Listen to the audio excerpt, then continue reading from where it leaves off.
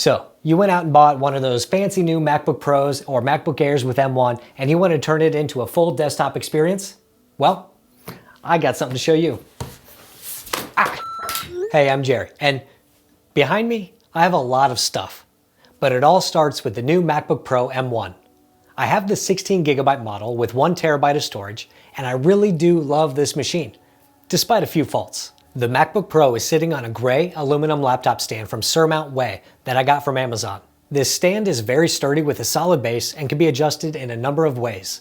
By loosening the knob on the side, you can raise and lower the stand. The pillar can swing left and right, and the platform can tilt quite a bit to accommodate any angle you need. The platform also has rubber pads on the flat part and on the front lip where the laptop rests against it. The color of the stand is gray and it matches pretty well with the MacBook Pro and the other items you see on the desk. You can also get the stand in silver and from a number of different companies. If this specific stand is not available, there are plenty of other companies that sell the exact same stand under their own name. I know because I accidentally bought a silver one from a different company. Twice. And it comes in the same packaging and design. I prefer using a stand like this compared to something like a clamshell stand because I want to be able to use Touch ID for unlocking and using Apple Pay. Connected to the MacBook via a single Thunderbolt cable is the BenQ PD3220U display. This is a 32-inch 4K monitor and I really love it. You have the option to connect via Thunderbolt, DisplayPort, or HDMI, and it has USB ports and a headphone jack on the side. The display is a very modern looking display with slim bezels all around, and it sits on top of a gray aluminum base. Just like the laptop stand, you can actually adjust the height, tilt, and swivel, but you can also rotate the entire display 90 degrees if you want. The display and colors out of the box look amazing.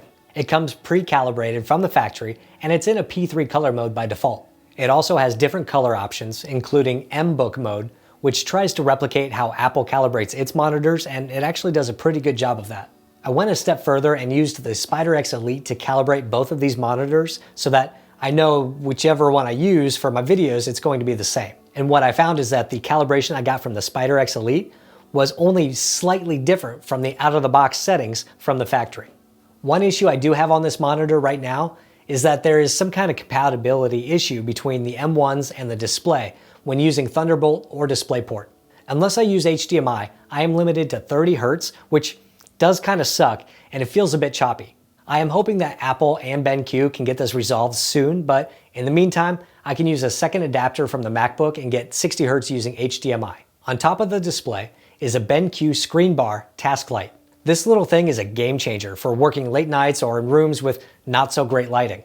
This ScreenBar shoots light down and away from the monitor to light up your workspace without casting light or glare on the monitor itself. It perfectly lights up my keyboard and mouse area and makes it really easy to read something in front of you.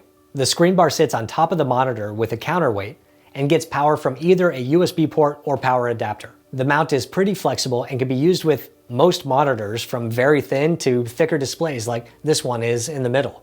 On the top, there are buttons to change the brightness and color temperature, or you can use the auto mode to automatically change the brightness based on ambient light. The light really makes working at night so much better and seems to soften the blast of light coming from the display. It also makes a fine nightlight and makes this pretty cool dramatic look. The speakers on the 12-inch MacBook Pro are good, but they're nowhere near as good as the iMac speakers for desktop use. I saw a few people over the years using these Kanto U2 speakers, so I looked into them. These Kanto speakers look great. I went with the matte gray, but there's other colors like black, white, red, and even bamboo. They have a very solid weight to them and include separate tweeters and drivers. There are three things that really make these the perfect speakers for me. First, they have a USB DAC. This allows me to connect to them over USB rather than a second audio cable, and I can control the volume from the MacBook without any other volume knobs I need to worry about. Speakers that have aux-in have the potential for over-amplification between device volume controls and speaker volume controls. Second, these speakers connect to each other using standard speaker wire, which means I can make the cables as long or as short as I need depending on where I place the speakers and how I want to hide the wires. And third, they sound pretty good. They have way more volume than the MacBook speakers and more range than the iMac. They can definitely fill a room with loud music or be turned up for watching movies without getting distorted. And as bad as it is to listen to your own voice, These speakers do a pretty good job at reproducing voice for editing. One issue I have had with these speakers is that if I disconnect the MacBook for a while and then plug it back in, I have found that the speaker volume is sometimes set very loud. Like, I can turn the volume down, disconnect the MacBook, and then when I bring it back and connect again and hit play on something, the volume is nearly maxed out. I don't know if it's just a MacBook being confused about the audio levels or what. It's not a huge deal, but something I have noticed. Sitting below the monitor, I have a cheap Samsung Qi charger from 2018, so I could just drop my phone on it when needed, and then next to that I have a CalDigit TS3 Thunderbolt dock. This dock from CalDigit has everything I need for a desktop experience. On the front you have an SD card reader, audio in and out, and a USB-C and USB-A port. On the back you have 4 USB-A ports, a USB 3.1 Gen 2 port, Thunderbolt out, Ethernet and optical audio out, and DisplayPort. This dock allows me to connect everything I need, like my speakers or an SSD, and the front ports allow me to connect things I disconnect regularly, like SD cards or headphones. For my keyboard, I prefer the Apple Magic Keyboard. I just like how the keys feel and work. Because it is essentially the same keyboard as what's on the MacBooks, it's super simple to move from one to the other without having to relearn or fight your muscle memory. You could also forego the external keyboard and monitor stand and just use the MacBook on the desk in front of you, but I much prefer the physical keys to the touch bar. I do hope that Apple updates the keyboards to include the new dictation and do not disturb buttons like they did on the new MacBook Air M1. I have the silver and white keyboard only because I had it already. I like the space gray keyboards, but those only come in the extended versions, and I like to keep mine as compact as possible.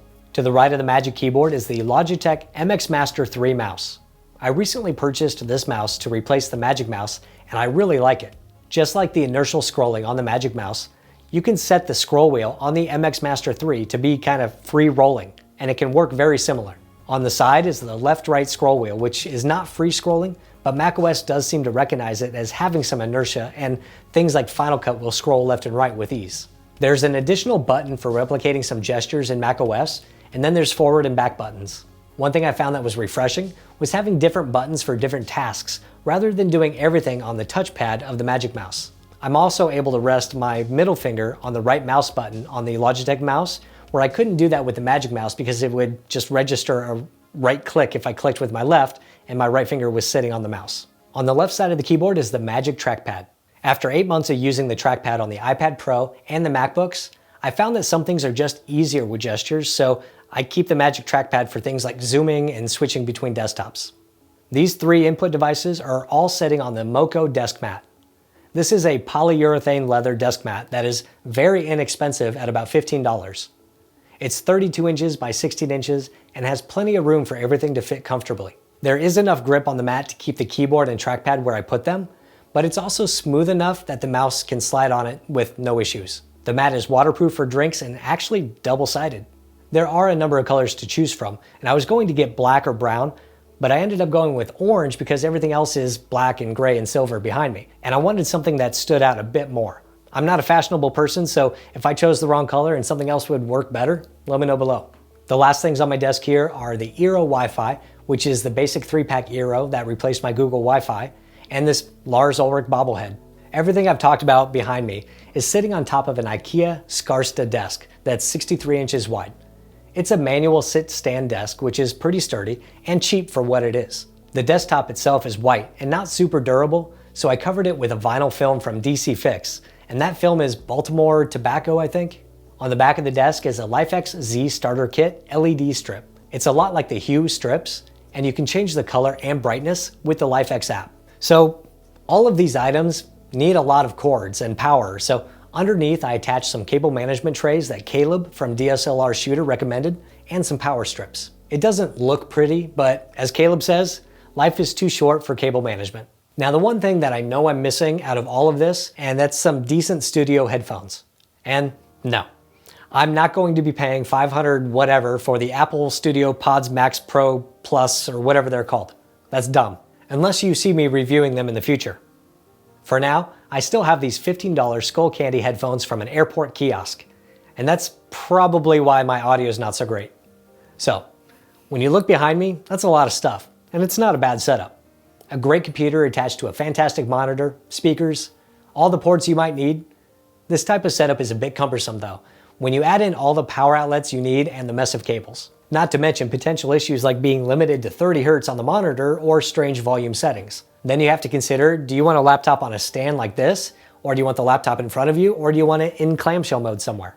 You have plenty of options at the sake of simplicity, and it's never going to be as clean as something like an iMac desktop experience where everything is included in a simple all-in-one design. As Matt from Yay Computer says, turning a MacBook into a desktop is an exercise in imperfection.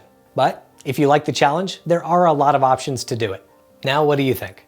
Are you a laptop person who likes to mount up at a desk with a similar solution? Or do you prefer a more elegant all-in-one solution for a desktop and maybe a laptop for mobile use? Let us know below. I'd also like to know, what do you think of this setup, and if you're interested in seeing a comparison between this and an iMac. If you're still trying to decide between an M1 Air and an M1 Pro, check out this video right over here. Then hit the thumbs up button if you liked it, hit subscribe if you want, and I'll see you next time.